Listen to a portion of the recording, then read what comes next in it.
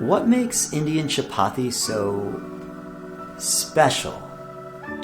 It's the most popular bread in India, yet mostly unknown in America. See, everyone knows about naan bread. Truth is, growing up, I had never even heard of naan. It's actually a restaurant food. In America, we have this tendency to conflate restaurant foods with traditional foods. In most cultures, the home-cooked foods are the real foods. But in this Food Network culture that we have, it's kind of backwards. Anyways, my family, like most Indian families, eats chapati. In its most basic form, it only requires whole wheat flour and water. I add oil and salt for texture and taste.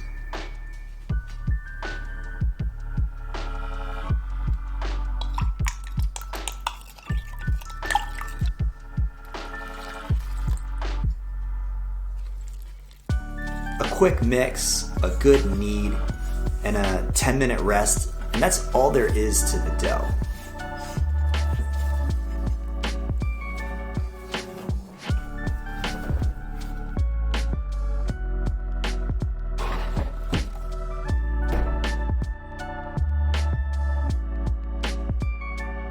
When I'm ready to eat, I divide it into 2-ounce or 3-ounce pieces. My recipe makes like 6 to 8 chapatis.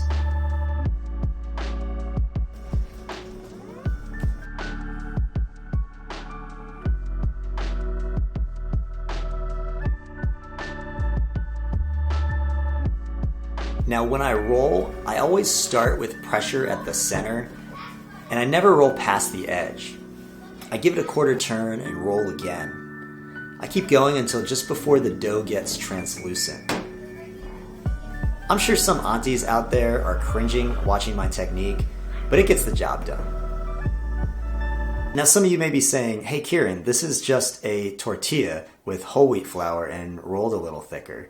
True story, in a pinch, some Indian families have been known to just go out to the store and buy tortillas and use those. But honestly, just making them at home is going to be a huge upgrade, so you might as well make them right. If you want to take this a step further, it's really popular in African countries to brush some oil and flour on top, then fold and re-roll to make layered chapati. I don't bother with all that, but it is an interesting technique.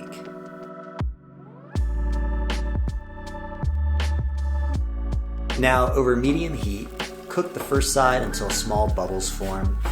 Flip and cook the other side about the same amount. Flip again, and as it puffs up, I lightly push down to redistribute the air bubbles. You just want a little air inside to steam. You can also puff this quickly right over an extra burner if you've got it. I don't bother with this, it's kind of restaurant-y and gimmicky. Oh, when you're cooking one chapati, you're usually rolling out the next one. That way you don't have rolled out chapati all over your kitchen like me. Whatever you do, don't overcook it. A couple brown spots are nice, but dark spots can get hard and brittle. When you're done, stack them on a covered plate and let them steam together for a few minutes. So now you can eat your Indian food just like we do at home.